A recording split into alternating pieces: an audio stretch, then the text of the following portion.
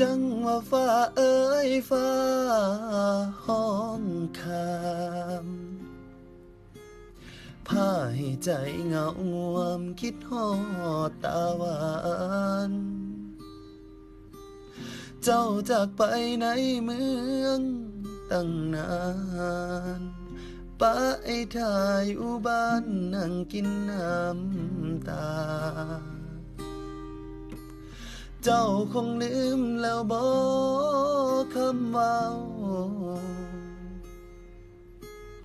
ลื่นกะโดนตนเก่า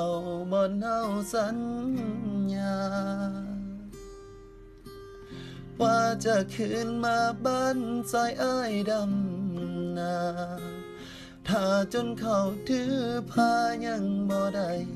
ข่าวเห็นฟ้าอุ้มฝนเบิ่งคือคนอุ้มน้องล้างสังหรณ์ฟอง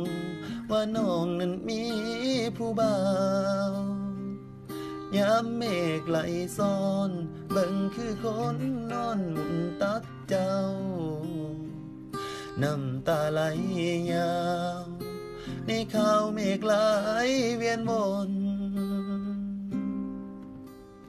จังว่าฟ้าเอ้ยฟ้าห้องลา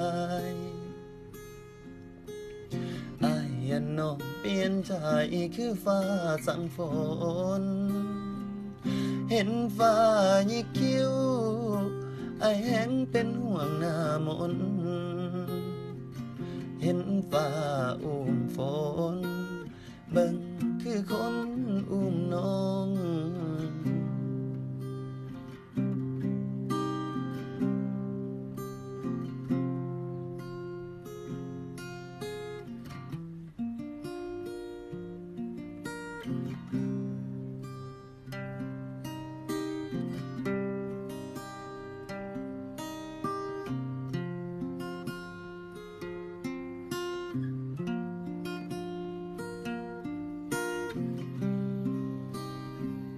เห็นฟ้า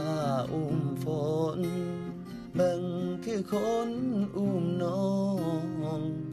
ล้างสังหรณ์ฟองว่าน้องนั้นมีผู้บ่าวยามเมฆไหลซ้อนเบิ่งคือคนนอนหมุนตักเจ้าน้ำตาไหลยาวในข่าวเมฆไหลเวียนวน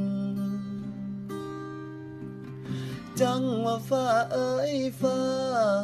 ห้องลายอ้ายยันน้องเปลี่ยนใจคือฟ้าสั่งฝนเห็นฟ้ายิกคิ้วอ้ายแห้งเป็นห่วงหน้าม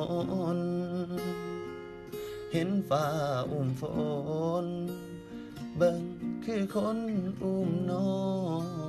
แนมเห็นฟ้าอุ้มฝนเบิ่งคือมีคนมาอุ้มแฟนอ้าย